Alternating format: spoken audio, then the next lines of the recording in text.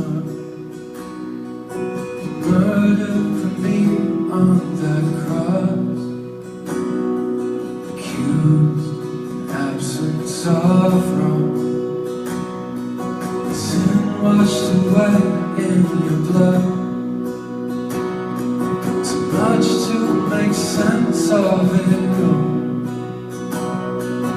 Know that your love breaks my fall. The scandal of grace died in my place, and I'm so willing.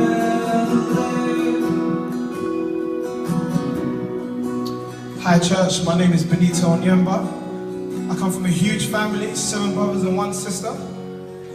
My father was an alcoholic, and due to his disease, he used to physically abuse my mum most evenings. So growing up, I was used to seeing and being around domestic violence.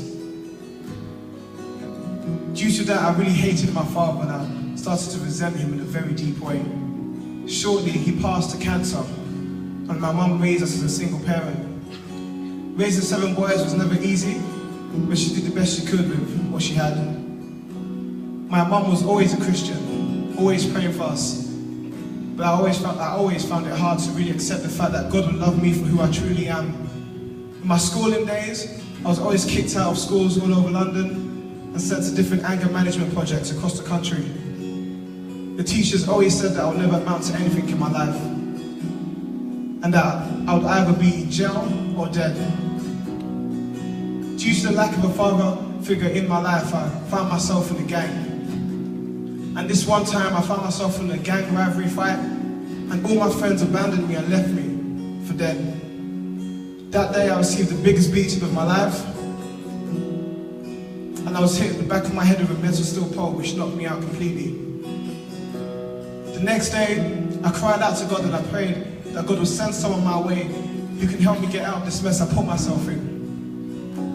A friend of mine invited me to his local church, and the pastor was preaching about God's grace and God's love. And for the first time, I felt like the pastor was talking directly to me.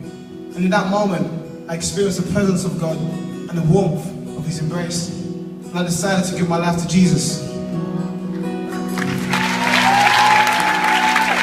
journey has not been easy. There's been many lows and many highs.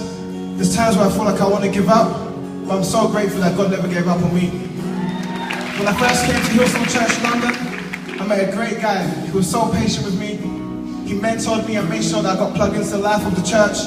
And at the time, I found it really hard to accept his love, so I used to ignore him during church. And one time he called my phone, and literally I ignored his phone and busied his phone call. He was standing right behind me. But that just goes to show that God really does use people. 4 years down the line, I'm still serving in church.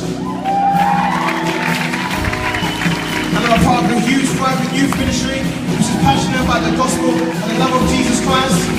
By the grace of God, I managed to finish school. I studied at university. Every single day I taste of a grace I'm undeserved of. And I just thank God for keeping